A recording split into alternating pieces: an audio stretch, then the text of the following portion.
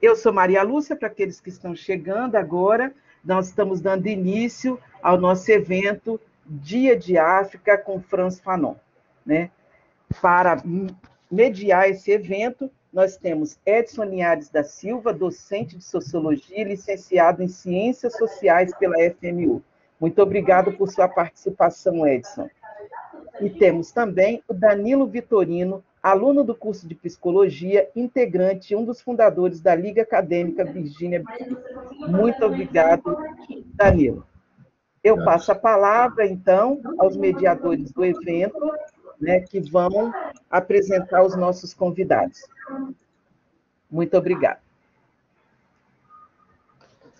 Bom, boa tarde a todos e a todas. Não sei se vocês estão me escutando. Tudo certo? Bom, estamos aqui hoje, dia 25 de maio, né, para promover a comemoração do Dia da África. Aniversário também de 5 anos do Núcleo de Estudos Étnico-Raciais, o NERA, que é uma conquista das ações afirmativas na educação do ensino superior e que, da mesma forma, atua na contribuição de superação do que se denomina de racismo sistêmico, né, dentro da instituição FMU. E hoje também completa 2 anos do lançamento da primeira publicação da revista do Mela. A moderação desse encontro vai ser promovida pelo colega Danilo Vitorino, que é vice-presidente da Liga Virgínia Bicudo e discente do curso de Psicologia da FMU. E eu que vos falo, Edson Linhares, egresso do curso de Ciências Sociais da FMU e mestrando em Sociologia. A princípio, agradecemos a disponibilidade de participação desse encontro ao professor Dagoberto José Fonseca, que é livre-docente da Unesp, e da professora Maria Omara Aline de Campos de Santos, docente da FMU e doutoranda em Psicologia. Esse encontro é promovido pelo NERA, pela Liga Acadêmica Virgínia Bicudo e pelo Núcleo de Apoio Pedagógico. Danilo, você quer fazer uma apresentação da Liga? Brevemente. Boa tarde, Edson. Boa tarde, professora. Boa tarde a todos, todas e todos que estão aqui conosco. Sou Danilo Vitorino. Antes de falar sobre a LAVB, eu gostaria de parabenizar a NERA pelos 5 anos e agradecer ao trabalho da professora Maria Lúcia, que vem há algum tempo abrindo o caminho para que nós, hoje, possamos caminhar, né? Então, obrigado, professora, obrigado pelo trabalho que a senhora tem feito com a NERA. A LAVB, Liga Acadêmica de Estudos Étnico-Raciais, Virgínia Leone Bicudo, tem esse nome em homenagem a Virgínia Leone Bicudo, né? Uma mulher negra, socióloga, e foi a primeira psicanalista não médica do Brasil. Ela foi precursora dos estudos étnico-raciais aqui no nosso país, em um momento onde as ideias eugenistas e o mito da democracia racial estavam em voga. Por que escolhemos o nome dela? Principalmente porque ainda hoje temos muitas das questões que não foram ultrapassadas no momento quando Virgínia trouxe esses primeiros estudos, e é importante que a gente traga esse debate e que a gente traga essas informações para o ambiente acadêmico, para que a gente consiga, de alguma forma, transformar essa realidade que está posta e que a gente assegure uma melhor permanência dos alunos, alunas e alunos negros da FMU e de todas as instituições de ensino que a gente tiver contato daqui para frente. Obrigado. Bom, obrigado, Danilo.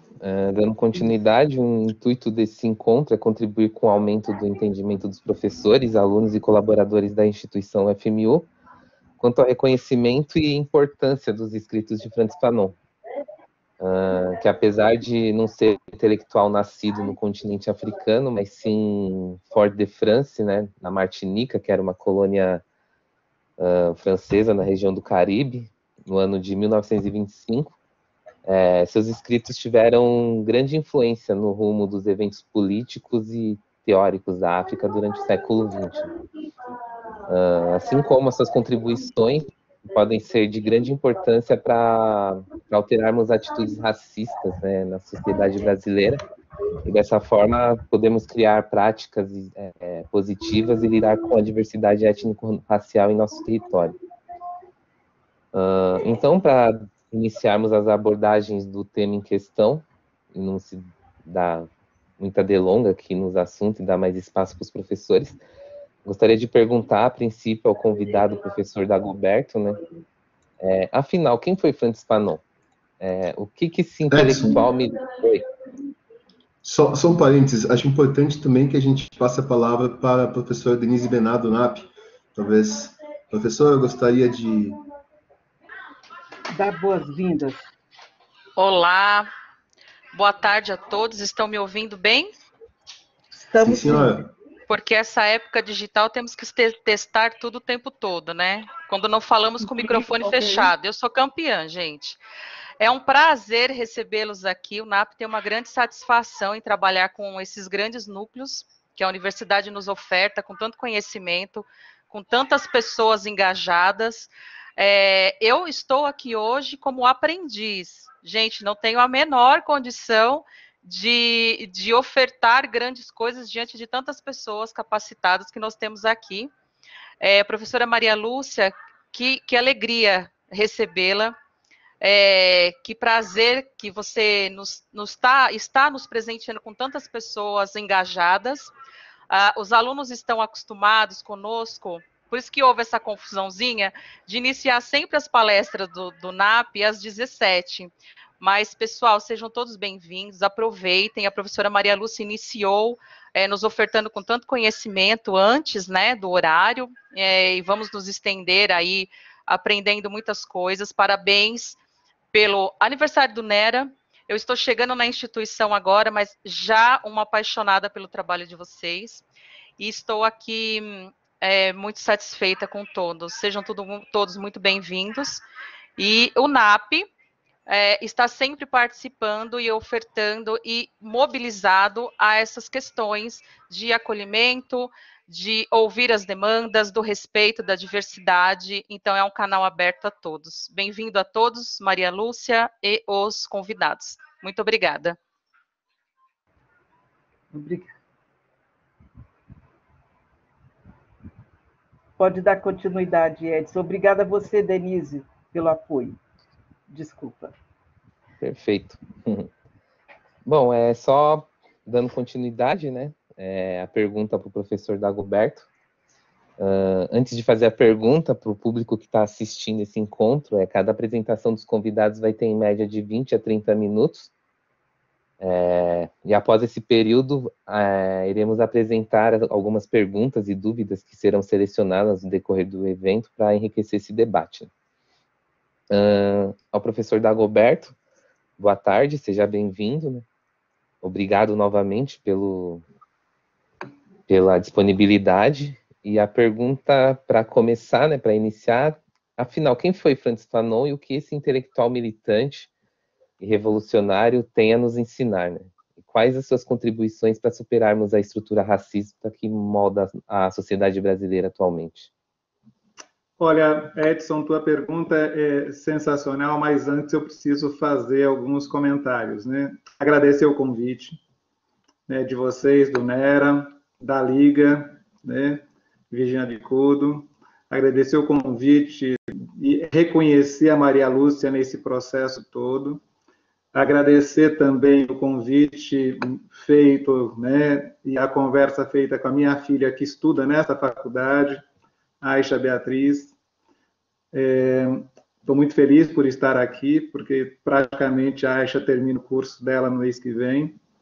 Então, é sempre bom estar nesse ambiente e poder conversar com vocês.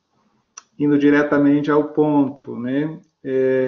O fato de que nós precisamos pensar quem foi Fanon, Frantz Fanon, este homem, como você já fez a introdução, Edson, saindo da Martinica, indo para a França fazer seus estudos. E o que era a Martinica naquele momento? Era uma chamada colônia francesa, no Caribe. Então, Fanon sai da Martinica, das ilhas do Caribe, e vai fazer o seu curso na França. Fanon é um homem do seu tempo, né? Fanon é um homem do seu tempo, e nesse tempo que eu estou dizendo, é o pós-guerra, a pós-Segunda Grande Guerra. E é nesse contexto que Fanon vai se colocar diante de um fato importante deste processo, que é as novas questões colocadas no mundo pós-guerra, fundamentalmente os novos sujeitos sociais, as novas bandeiras de luta que se levantam pós Segunda Grande Guerra. Nós temos um mundo polarizado de um ponto de vista, seja os Estados Unidos e naquele momento a Rússia, que depois se transforma na União das Repúblicas Socialistas Soviéticas. É importante destacar que a França foi ocupada, né, invadida pelo nazismo num período, e grandes intelectuais franceses entraram na luta neste processo para fazer com que a França pudesse superar aquele contexto com o nazista em seu território. Muitos são os africanos que vão fazer parte dessa resistência, muitos são os africanos de língua francesa que vão à França, vão à Europa lutar contra o nazismo. Mas, fundamentalmente, é importante destacar, e aí na tua pergunta, quem é Fanon? Fanon é homem desse tempo, um tempo da luta, da redescoberta de um mundo. E de que mundo que nós estamos falando? Da redescoberta de uma humanidade perdida, de uma humanidade que precisava ser reconstituída, de uma humanidade violentada com a Primeira Guerra e com a Segunda Guerra. Mas antes disso, pensar numa humanidade que a África perde no contexto do escravismo, no contexto do colonialismo. Fanon vive os dois momentos. De um lado, o escravismo, porque Fanon nasce no Caribe, portanto, a questão do tráfico se coloca. Mas Fanon convive com o colonialismo francês estando na França. Mas o fato de você ter uma França que foi conquistada, invadida, violentada pelo nazismo, fez com que homens da altura de Jean-Paul Sartre, mulheres como Simone de Beauvoir e tantos outros fossem para a resistência, fossem para a luta. Cada um a seu modo foi para a resistência. E é nesse contexto que a gente não pode perder de vista com quais pessoas Fanon está dialogando, com quais movimentos Fanon está dialogando, para que você, como você colocou, Edson, a gente possa pensar fundamentalmente no pensamento revolucionário de Frantz Fanon, que é pensar o psiquiatra, né? Aquele que pensa a mente doentia das pessoas, das patologias mentais, das nossas saúdes, tão dilaceradas em função, fundamentalmente, de uma Segunda Grande Guerra. Veja que a Europa, de 14 a 19, viu a Primeira Grande Guerra. De 39 a 45, a Segunda. De modo que de 19 a 39, é apenas 2 décadas a Europa enfrenta 2 guerras. Não à toa, nós não podemos perder de vista que de novembro de 1884 a fevereiro de 1885, a Europa dividiu, e a França também, sobretudo ela e a Inglaterra, dividiram o continente africano a partir dos seus interesses, a chamada partilha da África.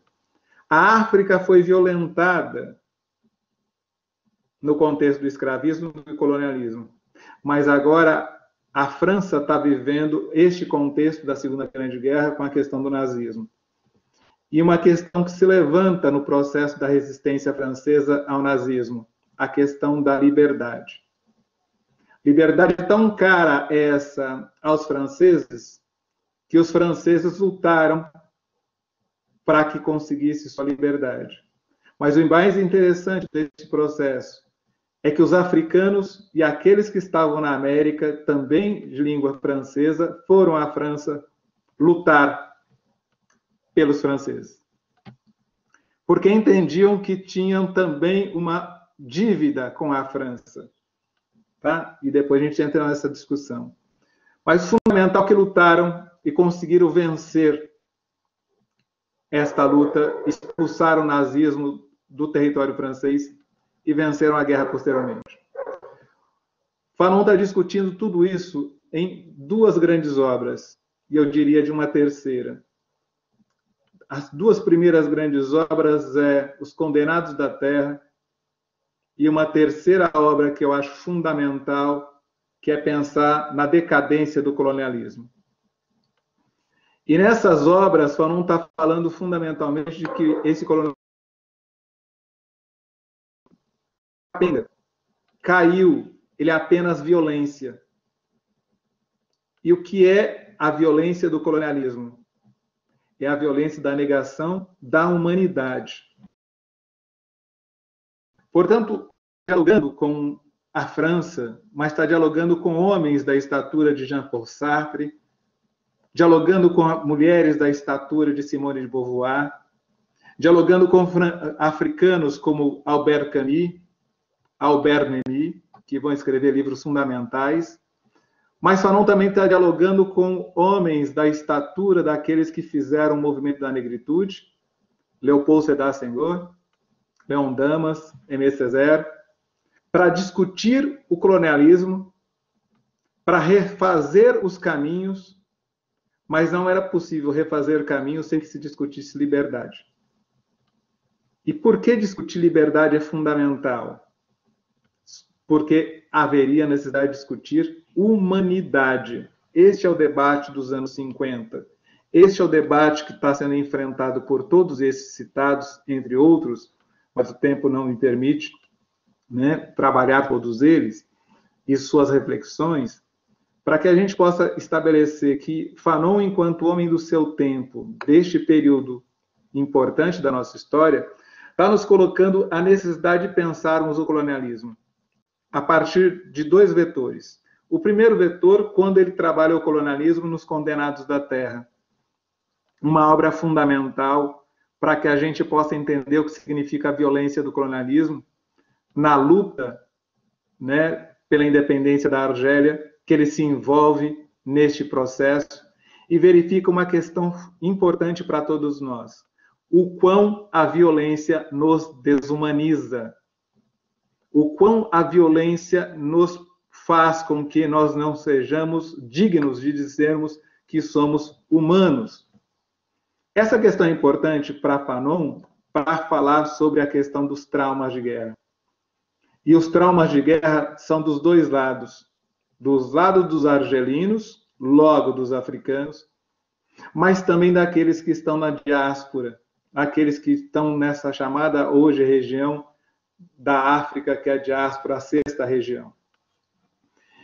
Faz com que ele, enquanto homem da sexta região, se entenda perfeitamente com os africanos e seja solidário à luta dos africanos.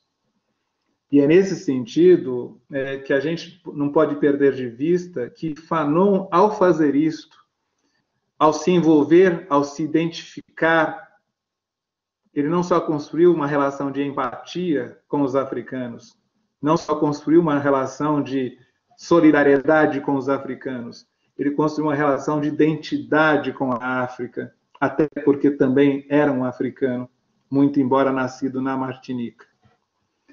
O que faz, então, com que a gente possa pensar nesse sentido, Edson, e todos que estão me ouvindo agora, é o fato de que a gente possa pensar e estabelecer, a partir de Fanon, uma discussão do que significa também, em sua obra mais lida, que é Pele Negras, Máscaras Brancas, que eu aqui em casa tenho duas edições completamente de épocas distintas, mas tanto uma quanto outra geniais, para dizer que em Pele Negra, Máscaras Brancas, Fanon está trazendo para nós uma outra face dessa discussão em torno da liberdade e da humanidade.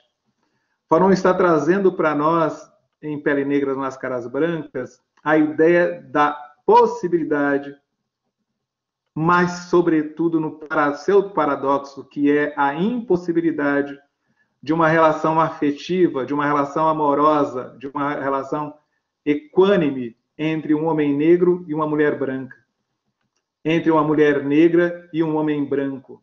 Por que Fanon coloca isto?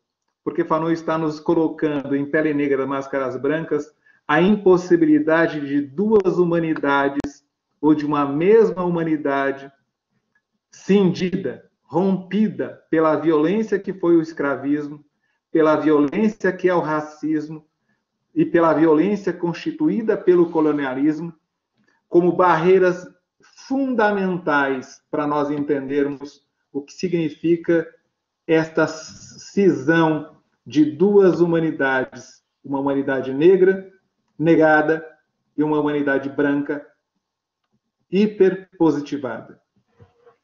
E é nesse sentido que Fanon vai nos colocar diante de um problema sério, a questão de uma brancofobia por parte dos negros e de uma negrofobia por parte dos brancos, de um lado, mas também a atração recíproca que está presente em ambos. No entanto, isso não se desenrola no sentido de verificarmos que isso não se dá de uma maneira que não seja também violenta. Relações violentas em função de violações de humanidades violentadas ao longo da história. O que Fanon está nos colocando em Pele Negra das Mascaradas Brancas e o que ele vai nos colocar também na decadência do colonialismo e no processo dos condenados da terra é justamente o fato de que nós estamos perdendo a nossa humanidade. E é isso que ele está reivindicando.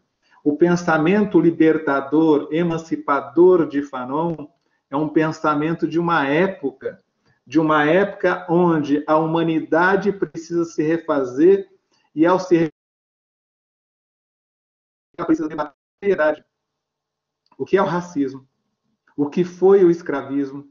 O que foi o colonialismo? E se eles perduram ainda hoje é porque nós não damos a dignidade de sermos chamados de nós mesmos de humanos. É isso que Fanon está dizendo, que nós vivemos, portanto, uma grande patologia. E ele quer romper essa patologia, esse trauma psíquico que nos violenta enquanto uma doença. É nesse sentido que Fanon nos coloca, Edson, uma questão importante para nós olharmos para nós mesmos, né, nesse pouco instante que eu tenho agora de fala, para justamente entendermos como que essa questão posta por Fanon nessas 3 obras dialoga com outras tantas obras do período, para que a gente possa considerar a importância disso no atual momento, como você traz. E eu diria, no atual momento, o pensamento de Fanon, ele é fundamental. Ele não é à toa revisitado pelo Davidson Faustino, ele não é revisitado por mim e por tantos outros que leem assiduamente Fanon, e a importância de Fanon nesse momento é justamente para que a gente possa pensar uma questão de fundo. O humano que tira a humanidade do outro, nós não podemos chamá-lo de humano, mas sim de uma besta, de um animal. O que significa, nesse contexto, é pensarmos que este humano que tira a humanidade de outro, nesse contexto presente e no contexto contemporâneo a Fanon, é um branco que tira a humanidade de um negro. Não à toa nós estamos discutindo hoje a questão da branquitude. E é importante que a gente possa discutir branquitude para que a gente possa discutir e reverberar as discussões em torno da questão da luta antirracista feita por uma população branca, que se reconhece enquanto portadores de privilégios históricos e sociais que precisam ser debatidos na sociedade do presente. Essa é uma questão posta também por Fanon. Está presente nos Condenados da Terra, está presente na decadência do colonialismo, está, sobretudo, presente em Pele Negra das Máscaras Brancas. Fanon, quando termina Pele Negra das Máscaras Brancas, a última coisa que ele escreve, a última frase dessa obra, ela é lapidar, quando ele diz: ó corpo, faça de mim um homem que questione sempre.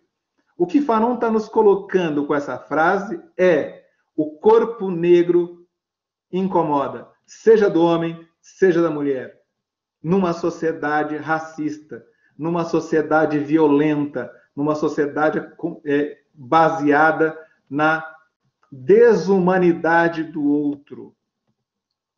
Para quê? Para manutenção de prestígio, para manutenção de privilégios. Isso é patológico, isso é traumático. O que Fanon está nos colocando é que racismo, colonialismo, escravismo gerou sociedades violentas e violentadas pela história que foi constituída num largo período da nossa história, e eu diria nos últimos, só para a gente ficar tranquilo, nos últimos 21 séculos da nossa experiência, ou seja, toda a era cristã. Nós nascemos de violências sistêmicas. Daí entendermos o nosso racismo estrutural sistêmico e também os institucionais. O que nos faz, então, diante de uma questão para que eu possa dizer, Fanon é filho de um tempo de suma importância para as nossas reflexões. Mas se Fanon está pensando isso do ponto de vista da Europa, eu diria, nós também temos no Brasil o nosso Frantz Fanon. E aí eu poderia citar muitos, mas eu cito apenas um nome neste momento, Alberto Guerreiro Ramos, que é de fundamental que vocês possam conhecer a obra Lapidar, de Alberto Guerreiro Ramos, que está inserida nesse debate dos anos 50 e os anos 60 no Brasil, quando Alberto Guerreiro Ramos escreve A Redução Sociológica e tantas obras, mas para dizer uma coisa, que as nossas instituições de ensino superior, ainda nos anos 50, e hoje, mais ainda, daí também a contemporaneidade de Alberto Guerreiro Ramos, um negro baiano sociólogo, possa nos colocar diante de uma questão. Nós temos que pensar por nós mesmos. Nós temos que construir as nossas bases teóricas, as nossas bases epistêmicas, a nossa construção de pensamento a partir de nós mesmos. Essa é uma questão pautada por Fanon. O colonialismo, ele não está presente só nas instituições do mundo da vida política, está presente nas instituições de ensino. Alberto Guerreiro Ramos, já nos anos 50, dizia da necessidade de nós construirmos as nossas próprias instituições do pensamento social brasileiro. E eu diria, com isso, para finalizar, Edson, e provocando a nós mesmos, hoje, vocês, o NERA completa 5 anos.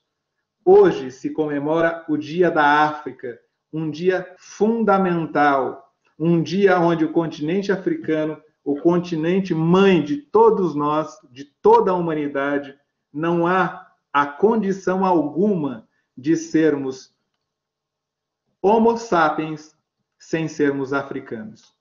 Não há condição alguma de sermos negadores do berço onde nascemos. A África é nossa mãe. A nossa violência se dá pela negação da mãe.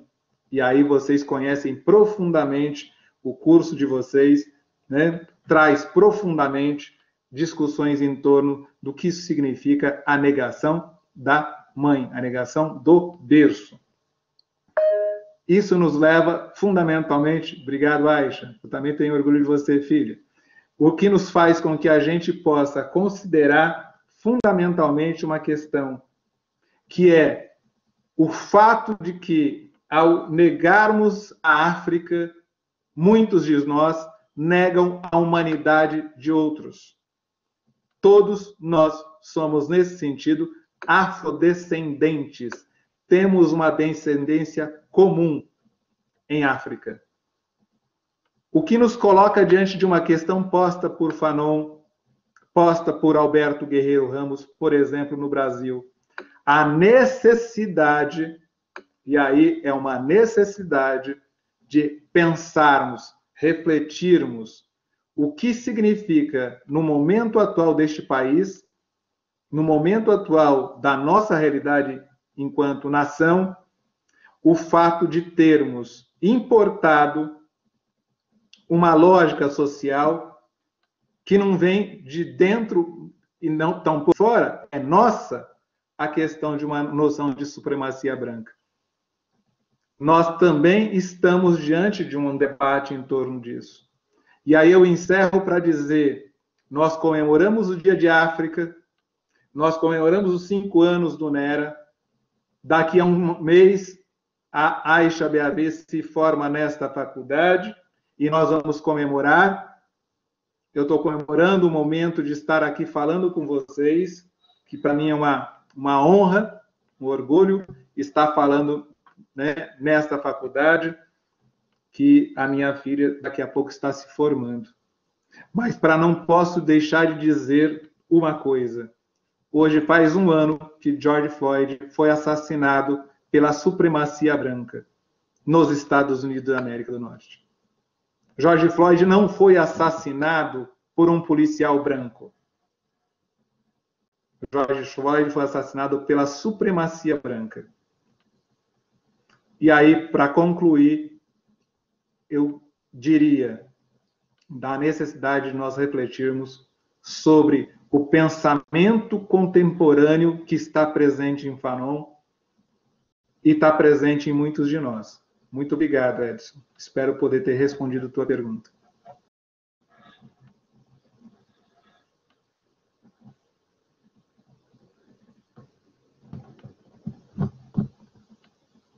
Se você me der mais tempo, eu vou continuar.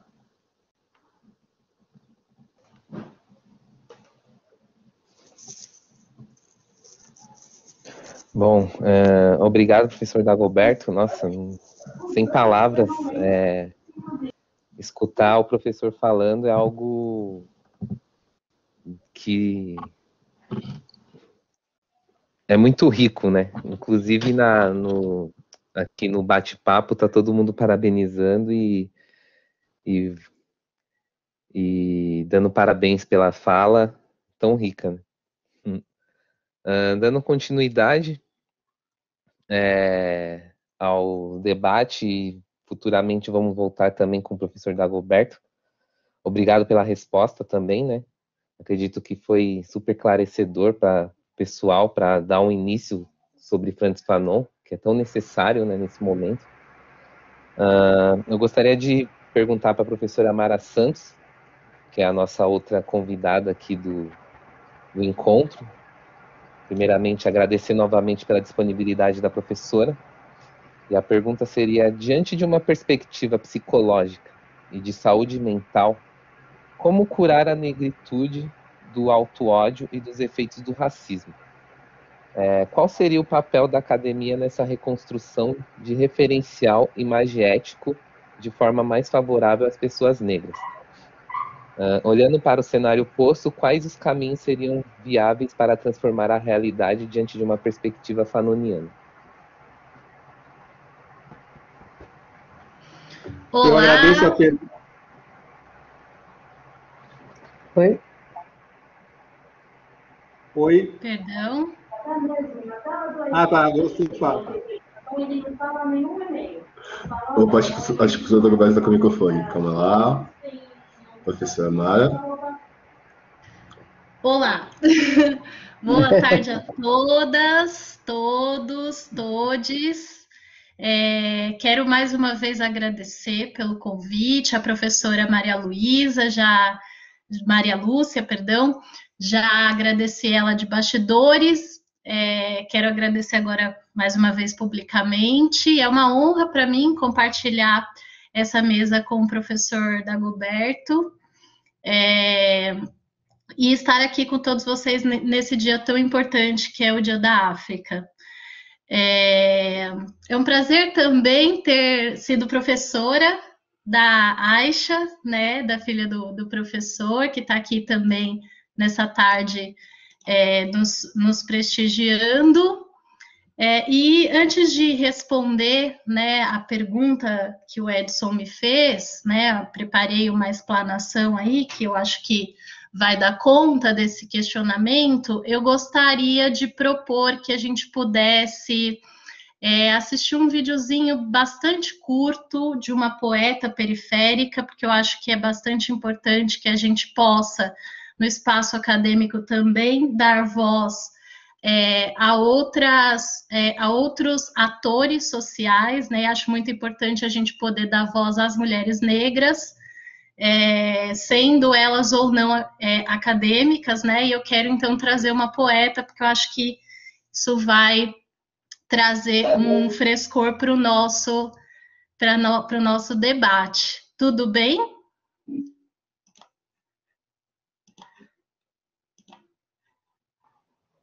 Eu acho ótimo. Então vamos lá.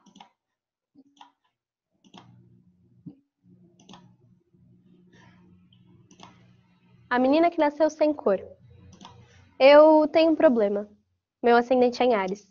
E eu tenho outro problema. É que eu sou a menina que nasceu sem cor.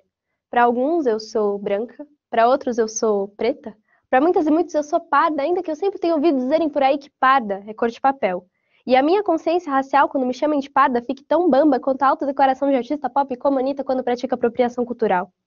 Eu sou a menina que nasceu sem cor porque nasci num país sem memória, com amnésia, que apaga da história todos os registros de símbolos de resistência negra, que embranquece sua população e trajetória a cada brecha, que faz da redenção de Khan a sua Mona Lisa, obra-prima da miscigenação, e ode ao milagre da miscigenação, calcado no estupro das minhas ancestrais, na posse de corpos que nasceram para serem livres, na violação de ventres que nunca deveriam ter deixado de serem nossos.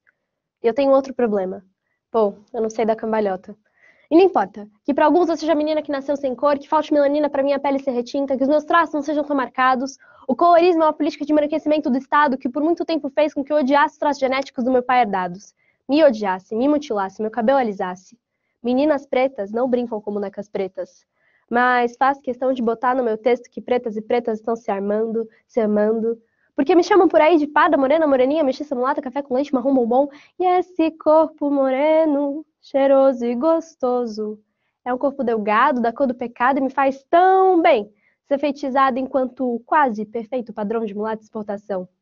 Um outro problema que eu tenho é que meu passe livre sempre acaba no final do mês. Eu sou a menina que nasceu sem cor, e isso me dá o privilégio de ser a menina que tem livre acesso a muitos espaços, mas que no final do dia parece não pertencer a nenhum deles de fato. Eu sou a menina que nasceu sem cor, e isso às vezes me deixa invisível. Só lidão na mulher preta. Eu sou a menina que nasceu sem cor, mas sempre que convém alguém, minha negritude vai saltar aos olhos. E isso só me faz pensar o quanto o mito da democracia racial no Brasil é de... Se você sabe de onde veio a sua tataravó, pode ter certeza que você é uma pessoa branca, de origem europeia, italiana ou portuguesa. O único brasão que sobrou da minha família foi o da desestruturação e da pobreza. Cara, gente branca. Se você não tem sangue preto nas veias, tem nas mãos. Tá na hora de derrubar a porra da estátua dos bandeirantes e valorizar o sangue preto que escorreu no solo da construção nada gentil desse país. Rui Barbosa e Bolsonaro tentam apagar a escravidão, queimam os registros sobre esse holocausto. Então, se for preciso, a gente resgata as nossas raízes nos dentes. Vai entender que a nossa gente é filha de Dandara do meu quilombo. Nos dê forças, para que não tenhamos vergonha das histórias que carregam os nossos corpos. Por muito tempo, eu fui a menina que nasceu sem cor. Mas um dia gritaram-me... Negra! E eu respondi.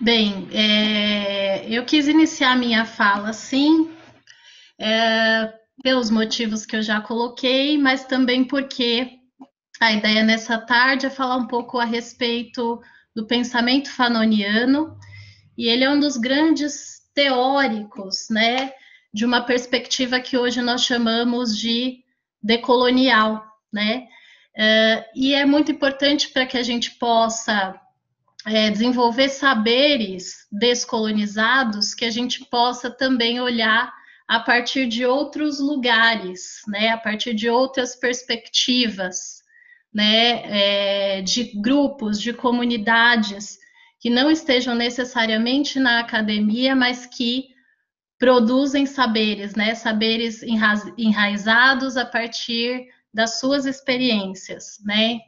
Então, por esse motivo que eu trago essa poeta, o nome dela é Mídria, né, perguntaram no chat, e é uma poeta que, para mim, é muito importante, porque foi a primeira slammer que eu conheci. Hoje, eu pesquiso Poetry Slam, que é um movimento cultural nascido nos Estados Unidos e que veio para o Brasil e tem como objetivo justamente enaltecer e dar espaço para a poesia periférica, sobretudo a poesia de mulheres negras, né?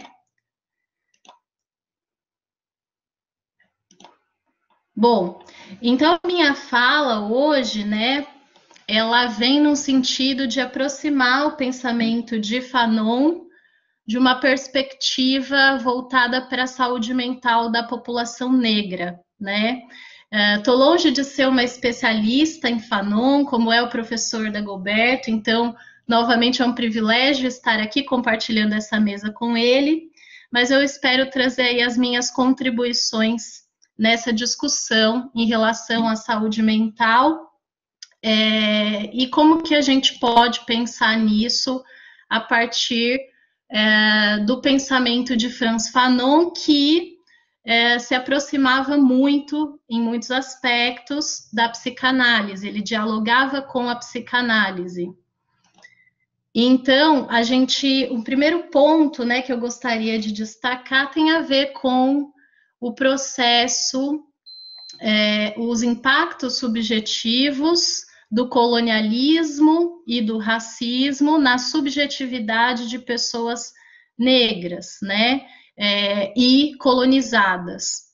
Infelizmente, o colonialismo, enquanto projeto de dominação política, ele foi superado apenas do ponto de vista formal, mas do ponto de vista de projeto de dominação e de colonização dos saberes, ele continua vigorando, né? Então, hoje a gente fala muito sobre a colonialidade do saber. Bom, mas então, o primeiro ponto que eu quero destacar em relação à questão dos impactos na subjetividade é justamente aquilo que Frantz Fanon vai explorar na obra Pele Negra, Máscaras Brancas, citada aí pelo professor Dagoberto, que coloca o negro colonizado diante desse dilema, né? Embranquecer ou desaparecer. Então, Frantz Fanon ele vai fazer uma reflexão a respeito de um processo que acontece quando o colonizado sai da colônia e vai até a metrópole buscando aí oportunidade de desenvolvimento, né? E a primeira transformação, né, que é observada por Fanon no comportamento, né, dos martiniquenhos que iam para a França para estudar, para trabalhar, a primeira modificação que ele percebe é em relação à linguagem, né? Então, a linguagem é a primeira afetada nesse processo. E aí, a gente já começa a fazer uma primeira ponte com a psicanálise, justamente nesse aspecto do lugar privilegiado da linguagem na constituição das nossas subjetividades e no nosso inconsciente, né? Então, o processo de embranquecimento do negro passa primeiro pela linguagem e, como consequência disso, pela colonização do próprio pensamento, né? Então, eu queria mencionar aqui um trechinho do Fanon em que ele vai contar, né, um caso clínico, uma experiência clínica que ele teve, né? E aí ele diz o seguinte: sim, o inconsciente, eis que chegamos a ele, mas não devemos extrapolar. Quando um preto me conta o seguinte sonho: caminho há muito tempo, estou muito cansado, tenho a impressão de que algo me espera, ultrapasso as barreiras e os muros, chego a uma sala vazia. E atrás de uma porta ouço um barulho. Hesito antes de entrar. Enfim, tomo uma decisão e entro. Há nessa segunda sala alguns brancos. Constato que eu também sou branco. Quando tento compreender esse sonho, diz Fanon, analisá-lo, sabendo que este amigo tem dificuldades em se desenvolver, concluo que este sonho realiza um desejo inconsciente. Mas, fora do meu laboratório de psicanalista, quando tiver de integrar minhas conclusões ao contexto do mundo, direi: meu paciente sofre de um complexo de inferioridade. Sua estrutura psíquica corre o risco de se desmantelar. É preciso protegê-lo e, pouco a pouco, libertá-lo desse desejo inconsciente. Se ele se encontra a tal ponto submerso pelo desejo de ser branco, é que vive em uma sociedade que torna possível seu complexo de inferioridade, em uma sociedade cuja consistência depende da manutenção desse complexo, em uma sociedade que afirma a superioridade de uma raça. É na medida exata em que esta sociedade lhe causa dificuldades que ele é colocado em uma situação neurótica. Surge, então, a necessidade de uma ação conjunta sobre o indivíduo e sobre o grupo. Enquanto psicanalista, devo ajudar meu cliente a conscientizar seu inconsciente e não mais tentar um embranquecimento alucinatório, mas sim a agir no sentido de uma mudança das estruturas sociais. Em outras palavras, o negro não deve mais ser colocado diante deste dilema: branquear ou desaparecer. Ele deve poder tomar consciência de uma nova possibilidade de existir. Muito bem. Trago esse excerto do Fanon porque eu acho que ele ilustra muito bem a discussão que a gente está propondo aqui hoje e também nos ajuda a pensar nos aspectos que se relacionam ao indivíduo e naqueles que se relacionam à estrutura da sociedade. Fanon não acreditava que a questão do colonialismo e do racismo seriam resolvidas na esfera individual. Então, para a gente poder tentar dar respostas em relação aos impactos subjetivos do colonialismo e do racismo, nós teremos que necessariamente mexer nas estruturas sociais e não apenas, realizar qualquer tipo de intervenção no nível individual.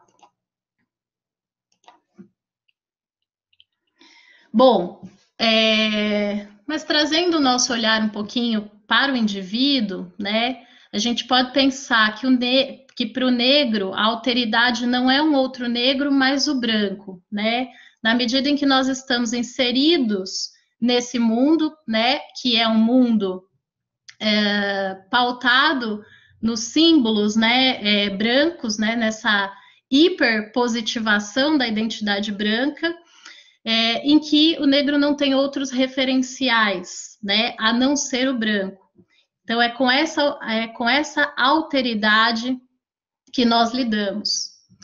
E aí, para trazer uma metáfora, é uma metáfora que se aproxima muito do pensamento de um teórico da psicanálise que é muito caro para nós, que é Lacan, Lacan fala muito a respeito da constituição psíquica, do desenvolvimento psíquico na relação com o outro e como que a gente passa de um estágio de indiferenciação a um estágio de individuação por conta desta relação a partir de um regime especular, onde nós nos tornamos sujeitos, nos individualizamos a partir do espelhamento que nós fazemos com a imagem de um outro.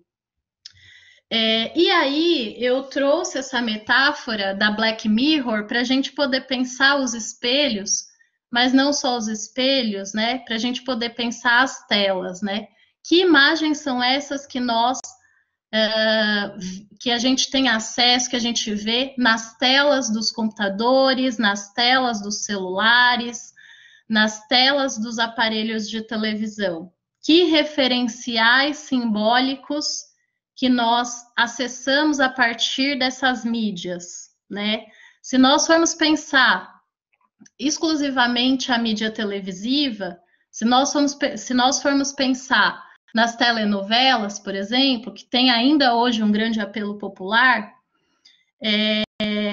em geral, né? Acho que faço esse convite aqui para vocês refletirem junto comigo. Em geral, a que valores, né, que as pessoas negras elas são associadas? Em que lugares elas estão nessas telenovelas? Que papéis que elas desempenham, né? Quais são os personagens? Ainda hoje a gente sabe que esses papéis são papéis marginalizados, né? Com uma ou outra exceção. Assim como nos jornais, né? Sempre que a gente tem notícias, né, da população pobre, periférica, que sabemos que é majoritariamente negra, também temos as piores notícias. Sempre notícias relacionadas a violências, a chacinas, não é? Então, pensando a Black Mirror, pensando nesse universo simbólico que nos é apresentado, nessas imagens que são apresentadas desde cedo para as crianças negras, né? E no decorrer de toda a sua vida, que referenciais que nós temos, né? Na construção dessas subjetividades e dessas identidades, né? Qual é o efeito dessas imagens que são apresentadas desde sempre para as pessoas negras que vivem nesse mundo ocidentalizado, branco, né? Bom, certamente, se estamos falando de constituição da subjetividade e da identidade, se estamos considerando que isso se dá na relação com o outro, nesse universo simbólico compartilhado, certamente a gente pode concluir que a identidade da pessoa negra, diante desse cenário social, se constitui como uma identidade negra negativada, né? Bom, então, com isso, né, a gente pode dizer que uma das consequências é, de fato, o auto-ódio, né? Então, existe uma recusa à imagem e à própria identidade negra, que se relaciona com essa ideia do branquear ou desaparecer, e a introjeção de um afeto de ódio historicamente projetado sobre os corpos e subjetividades negras. Então, é isso que a gente vive e é isso que a gente, de alguma maneira, reproduz desde dentro, desde os nossos processos intrapsíquicos. Gostaria também de fazer uma ponte entre Fanon e alguns teóricos contemporâneos, e um deles é o Naim Akbar, né, que vai nos apontar aí 4 desordens psíquicas que são derivadas desse processo de auto-ódio, né? Então, a primeira desordem psíquica seria a desordem do eu alienado, que é aquela pessoa negra que não se reconhece como negra, então ela nega a sua própria negritude. Nós temos alguns exemplos aí públicos, né, que a gente pode retomar, que a gente pode pensar. A segunda desordem seria o ser contra si mesmo, que é a pessoa negra que assume atitudes que são contrárias a ela mesma, e a comunidade negra em geral também temos exemplos públicos, né? A terceira desordem que o Naim pontua, que ele nos apresenta, é a autodestrutividade, que se relaciona com comportamentos autodestrutivos que a pessoa negra pode adotar por conta do auto-ódio, como o uso abusivo de drogas, ideações suicidas, né? Então, trata-se da pessoa negra que quer se livrar do racismo, mas não sabe como, então acaba atacando o próprio corpo, né? Então, habitar um corpo negro pode ser vivido como uma ameaça nessa perspectiva, pois é através desse corpo negro que a pessoa sofre as violências raciais, tanto no nível individual, quanto no nível institucional e estrutural, né? E, por fim, ele apresenta a quarta categoria de desordem, que são as desordens fisiológicas, né? Que são heranças genéticas em decorrência das violências do passado. Então, nós sabemos que, por conta dessas violências historicamente engendradas em relação às populações negras, nós temos aí algumas consequências, né? Inclusive no próprio organismo, né? Inclusive algumas propensões a determinadas doenças, né? Isso também se reforça pela condição de exclusão social, né? Que muitas pessoas negras vão viver do ponto de vista, inclusive, econômico. E aí, então, respondendo a pergunta, espero conseguir responder a pergunta do Edson, né? Como curar a negritude do auto-ódio, dos efeitos do racismo e promover a saúde mental? Primeiro, né, a gente precisa construir, né, do ponto de vista da prática clínica, né, do profissional da saúde mental, que é sensível a esse tema, que é sensível às questões raciais, ao racismo. Então, é função desse profissional contribuir na construção de uma identidade negra positiva, porque se trata disso, construir uma identidade negra positiva ou sucumbir ao desejo do outro. Esse outro aqui a gente pode aproximar esse outro da figura do colonizador, né? Então, novamente trazendo Lacan, ele vai dizer que o sujeito, o que o sujeito deseja é o desejo do outro. Esse outro é a ordem simbólica. O que o outro deseja numa sociedade racista como a nossa é a brancura. E é isso também explica esse processo do branqueamento que muitas pessoas negras, então, vão passar.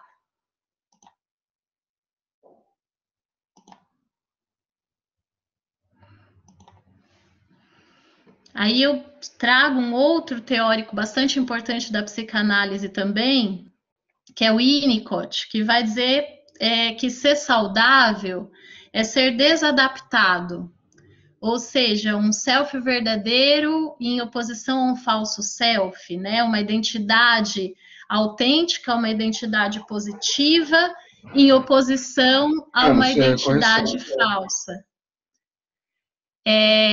Então, ser saudável é essa construção de um verdadeiro self, né? De um modo de expressão do si mesmo que não está submetido a uma resposta ao outro social, mas que encontra formas autênticas e criativas de ser.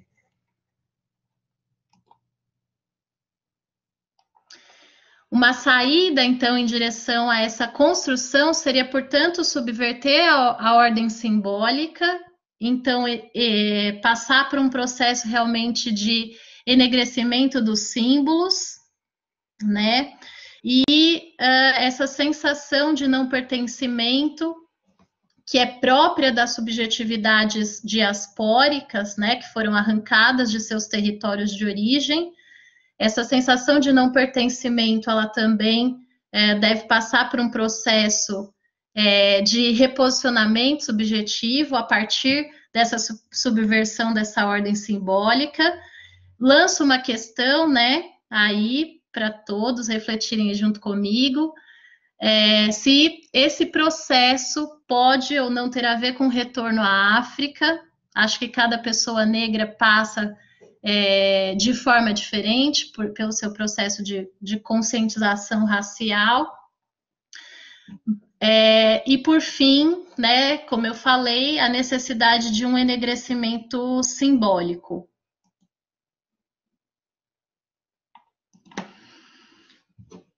Alguns teóricos também vão nos apontar a necessidade de fazer um uso estratégico da raiva, essa raiva própria que nós vamos sentir em função desses processos de violência que o racismo nos impõe, e que essa raiva estratégica passaria por devolver o ódio para a estrutura racista, né? Não de uma maneira violenta, mas de uma maneira inteligente, de uma maneira estratégica, que, a meu ver, se relaciona muito com a perspectiva de Fanon, na medida em que ele considera que a emancipação no nível individual levaria a uma luta no sentido de reivindicar uma transformação da estrutura social, né? A saúde mental, ela pode ser definida, então, a partir do referencial psicanalítico como a capacidade de amar e trabalhar, e esse não pertencimento próprio, né, das subjetividades diaspóricas gera dificuldades em relação à inserção das pessoas negras no mundo do trabalho, né, bastante desafiador essa sensação, construir esse sentimento de pertencimento no mundo do trabalho e também nas relações afetivas, que é algo que eu também tenho cada vez mais me aproximado, né, dessa dimensão, dessa discussão, e, consequentemente, também, por conta desse processo, a negação do amor, que gera dificuldade de construção de vínculos, e aí eu quero deixar uma indicação de leitura para vocês, que é um artigo da Bell Hooks, chamado Viver de Amor, né, ou Vivendo de Amor. E aí, só antes da palavrinha final, mais uma vez, né, o profissional da saúde mental, assim como qualquer outro profissional engajado realmente numa transformação social e que trabalhe, né, com pessoas, precisa ser um profissional que tenha uma escuta para a história individual, mas que tenha um outro ouvido bastante atento para a história coletiva, né? Porque justamente a gente não resolve uma questão estrutural, uma questão histórica como essa, só trabalhando no nível individual. Bom, e aí, né, como que a gente pode viver bem em um país antinegro, né? Ao perceber a nossa máscara branca, né, enquanto pessoas negras, nós temos uma escolha: ou permanecer passivos ou lutar pela mudança nas estruturas sociais. E aí as pessoas não negras que se consideram antirracistas, elas precisam estar ao nosso lado nessa luta. Bom, acho que é isso. Acho que é isso, assim que eu termino a minha fala. Professora, que fala inspiradora, muito obrigado por ela. Obrigado, Ana professora Nunes, Mara Santos. Ela diz: Mara, parabéns pela apresentação. Opa, Edson? Não, isso aí é só agradecer mesmo a apresentação da professora Mara Santos, inclusive por trazer tantos outros intelectuais, né, que pode colaborar aí com essa questão dos efeitos do racismo, né, e que só enriqueceu ainda mais o debate desse encontro, né. É isso, muito obrigado. Temos uma pergunta aqui. Podemos? Sim. Bora lá. Ana Paula pergunta para a professora Mara. Mara, parabéns pela apresentação. Você pode informar alguma referência que fala sobre quais as desordens fisiológicas são desenvolvidas decorrente das violências no passado? Como você disse, ela imagina que seja para além da saúde mental.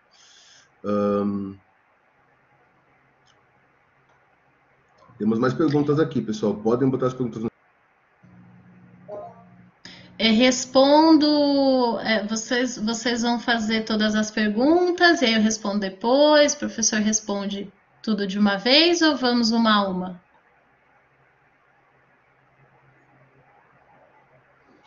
Acho que a gente pode ir passando, tem algumas perguntas para o professor Dagoberto também. Acho que a gente poderia iniciar com essa pergunta e a gente vai ordenando, pode ser? Pode ser. Então, pelo que eu estou entendendo da pergunta da Ana Paula, ela se refere especificamente às desordens fisiológicas, né? E não às outras possíveis. Bom, eu diria, assim, não consigo pensar de bate-pronto em um referencial teórico, só consigo pensar em pesquisas que você pode fazer em relação a isso, mas você pode ler o próprio Naim Akbar, e se você tiver interesse em conhecer um pouco mais dos impactos subjetivos, dos impactos mais próprios da saúde mental, a gente tem, por exemplo, a Eliane Costa, né, que fala bastante sobre isso. Deixa eu só confirmar se é esse o sobrenome dela mesmo. Eu acho que sim. Mas a Eliane Costa, eu diria para você ler.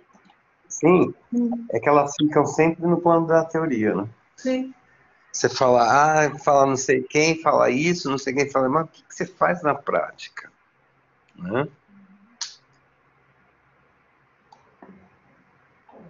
Temos aqui também uma pergunta para o professor Dagoberto. Professor, levando em conta que atualmente a representação de professores negros...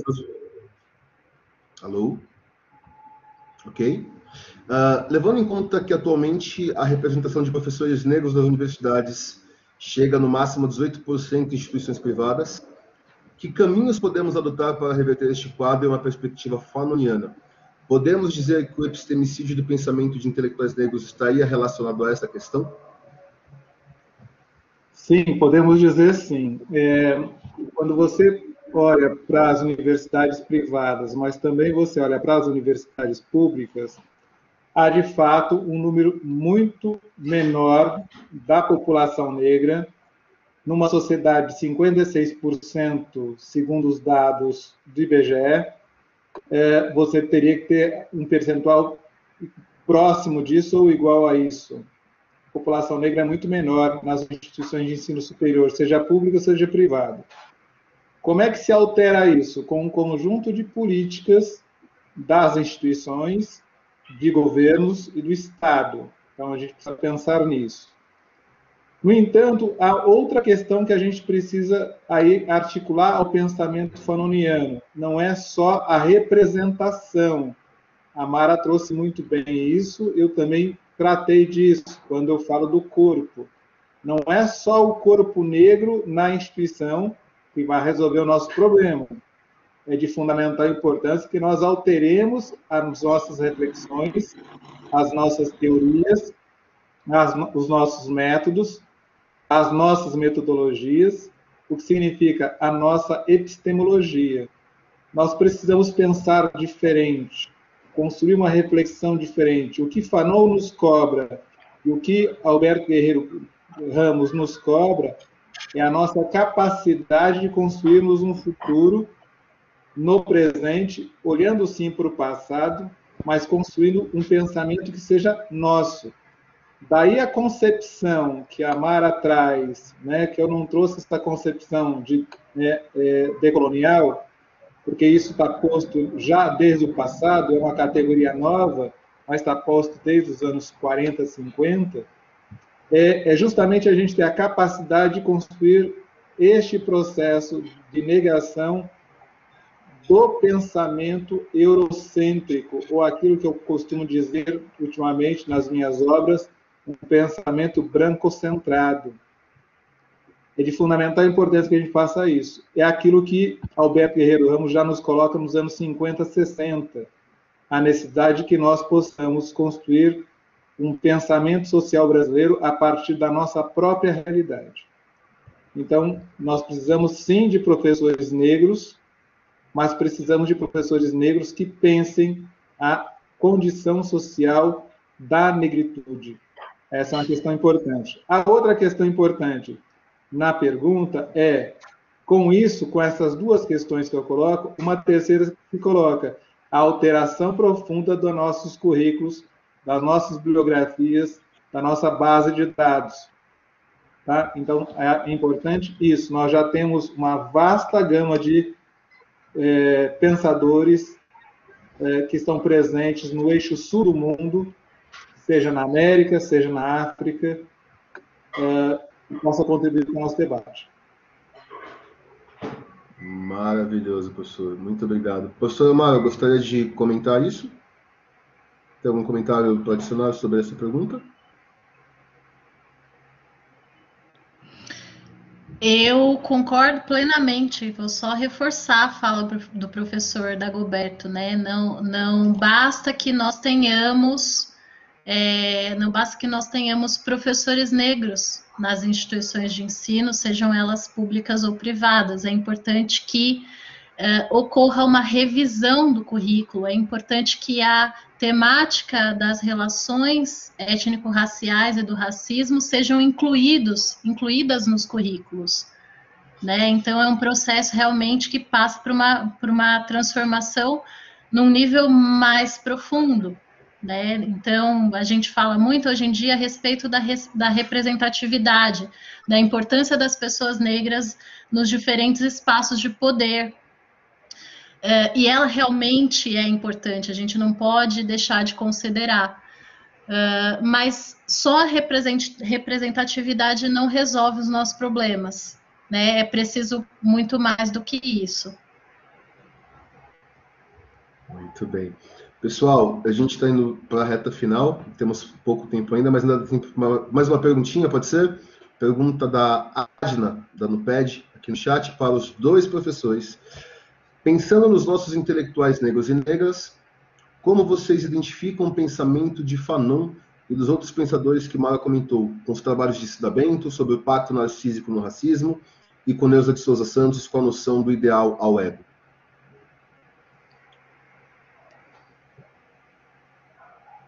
Você começa, Mara. Posso sim.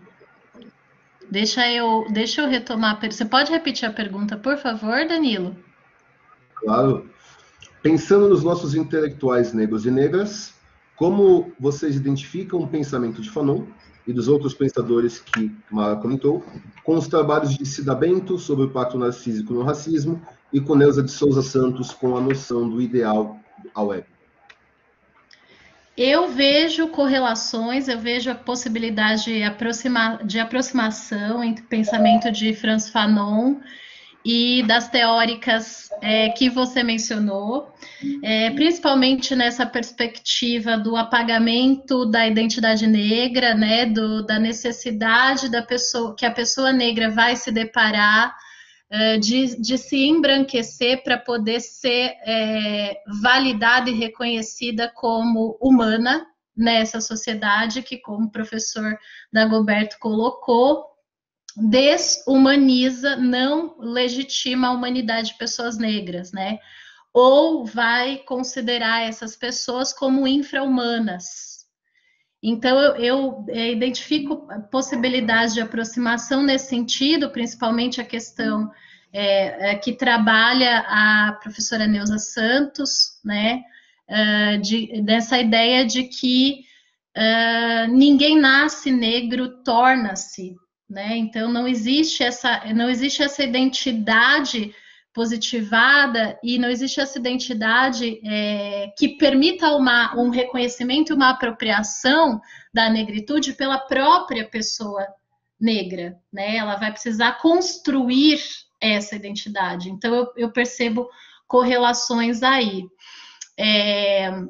A ideia do pacto narcísico da branquitude eu acho bastante interessante, né? Porque ela nos leva a pensar o papel e o lugar e os impactos do racismo também na branquitude, né? Vale a gente pontuar que branco também é raça, né? Já que houve essa categoria, já que essa categoria foi sociogeneticamente criada, né, pela branquitude, a gente precisa considerar, então, que também o branco é raça e quais são as consequências, né, do ponto de vista identitário, né, para a pessoa que tem esse marcador racial da branquitude, né? E que está associada realmente ao carrasco, aquele que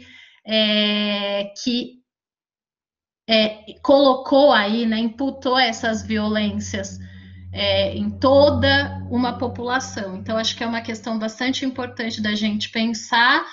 Quando discutimos relações raciais, a gente não está discutindo apenas negritude, nós estamos discutindo relações raciais. É importante que a pessoa branca se coloque, se entenda nesse processo, né? E dessa forma, sim, que a gente vai ter a possibilidade de construir algo diferente, algo novo, né? Se a gente não incluir outras identidades raciais nessa discussão, muito difícil que a gente avance no nível que a gente precisa avançar. Muito bem, muito bem. Olha, eu diria... estão me ouvindo? Sim? Sim. Sim. Eu diria assim, complementando o que a Mara está nos trazendo, a partir de uma questão de fundo. Não existe relações étnico-raciais só de um lado. A construção identitária do negro no Brasil e do negro no mundo passa por essa dupla dimensão: racismo, escravismo para uns e para outro a questão do colonialismo. Tá? Mas isso não é só para o negro, é para o branco também. A identidade branca é construída no racismo e no escravismo. É isso que o Fanon está nos colocando. Essa é a provocação fanoniana. Nós somos parte de um processo identitário psíquico, social, cultural, político, econômico, em função desta realidade. Uma realidade cindida. E ela é cindida fundamentalmente no último período, vamos pegar nos últimos 21 séculos da nossa história, portanto, era cristã, para nos colocarmos diante dessa questão de fundo. O escravismo cria identidades e o racismo cria identidades. São dois marcadores importantes para negros e para brancos. Isso vale para asiáticos, isso vale para populações originárias das Américas, os índios, vale para todos nós. Tá? Então, não é só de um único grupo. De modo que o pensamento de Neuza Souza Santos, de Maria Aparecida Bento, nos coloca diante de uma questão de fundo. Na Cida Bento, minha amiga Cida Bento, quando ela fala do pacto narcísico, ela está dizendo... a gente é amigo, fazer o quê? Né? Que bom. Mas quando ela fala da questão do pacto narcísico, ela está dizendo justamente a questão de que nós estamos diante de um branco que só olha para si mesmo e nega a existência dos outros que não são iguais a si. A questão, portanto, da invisibilidade, do silêncio da população negra que o branco faz, é esse pacto narcísico. De outro lado, nós precisamos pensar na Neuza Souza Santos, numa obra lapidar, que é Tornar-se Negro, que já foi mencionado pela Mara, qual complexo se dá este processo de construção do negro. Não é uma construção simples. Sobretudo na obra que ela faz, o negro em processo de ascensão social, que começa a fazer o seu processo de negação. E a obra da Neuza Souza Santos, ela é emblemática e é interessante ser lida por todos e por todas, à medida que ela está falando de mulheres negras que estão na universidade. Então, como é que se dá esse processo numa universidade que ela é branca no Rio de Janeiro? Né? Então, pensar um pouco nisso é fundamental. Negro em ascensão, ele se aproxima do universo da branquitude e dos fetiches da brancura. Como é que esse processo se dá? Então, é importante que a gente possa estabelecer essa relação. E é nisso que Fanon nos coloca e nos convida para reflexão. Pensarmos o quão cindido nós estamos e quão é possível, a partir de um processo de consciência, né, política, social, não é individual, como disse a Mara, possamos construir essa condição para Fanon, naquele momento, e ainda continua sendo, revolucionária. Então, é de fundamental importância que essas obras colocam isso. Eu diria que outras obras que estão discutindo branquitude nos colocam e nos convida a isso, entre as quais a obra de Lourenço Cardoso, né, que pode também trazer questões importantes para a gente pensar a branquitude. Ela é uma pauta necessária nos dias atuais, não só para os negros, mas pelos próprios brancos. Quando os brancos começarem a discutir branquitude, eles vão melhorar a sua condição também psíquica, porque vai diminuir a sua culpa. A culpa não dita. Uau! É o que eu tenho para dizer sobre essas duas falas. Uau!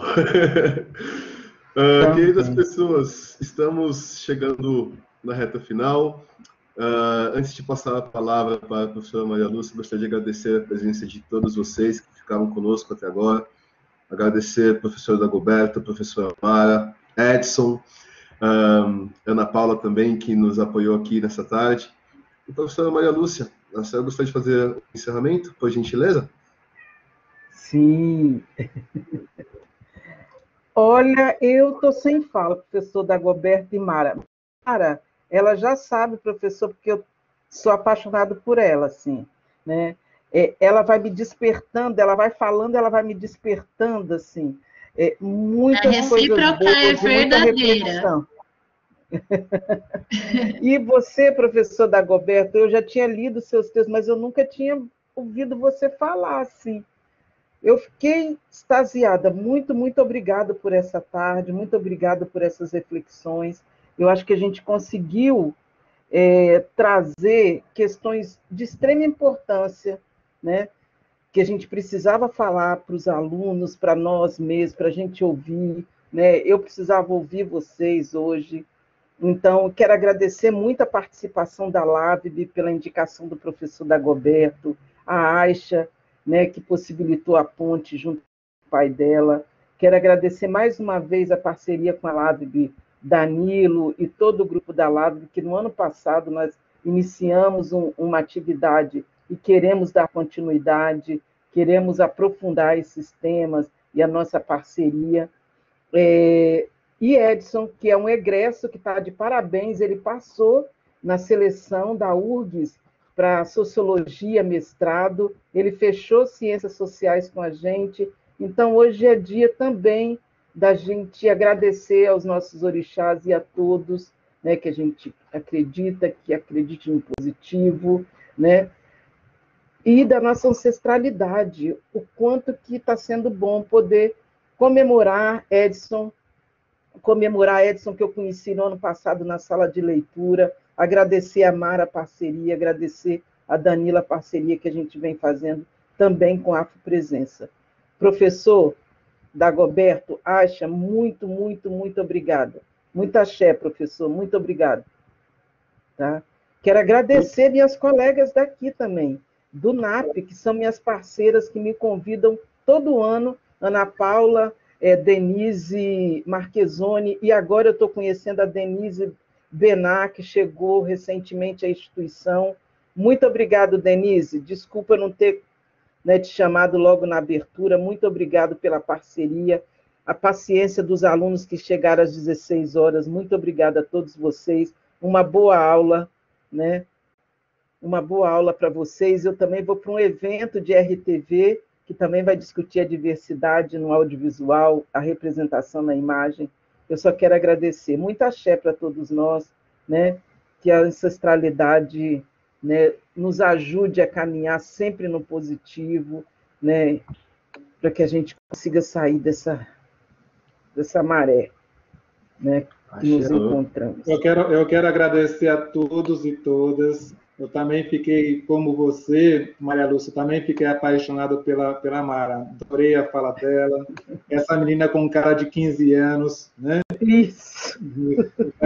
Já comentei com a Aisha que, gente, a tua professora tem a tua idade? Que história é essa? Né? Que então, honra, assim, professor. Muito obrigada. Que honra. Tá, então é muito bom ver, né, essa moçada fazendo coisas maravilhosas. É um prazer, Mara, estar te ouvindo, na tua tranquilidade, na fala, de maneira pausada, né? Mostrou uma experiência, um tempo muito legal. Obrigado, Danilo, pelas conversas. Nós nos tornamos amigos, né, em rede, e conforme for, a gente vai se ver. Maria Lúcia, foi muito bom ter te reencontrado, né, das nossas histórias comuns. Então, é importante muito esse momento de revisitar e rever amigos. E Edson, um prazer te conhecer e conhecer a todos. Eu quero agradecer a todos da minha família, que eu passei para a família, que eu ia fazer uma atividade na escola da Aisha, e foi muito bom a família toda estar aqui, os amigos, as amigas, alunos de diversas unidades da Unesp presentes também. Então, muito obrigado para vocês e vamos continuar, tá? Quando precisarem, eu estarei a posto, o Danilo sabe disso, Maria Lúcia também. Vamos trocar figurinhas. Vamos sim. Precisamos sempre. Muito obrigado, um beijo. Parabéns, Edson, pelo mestrado. Ele vai para o mestrado na URGS, professor. Valeu, professora. Tamo junto. E por que não aqui em Araraquara?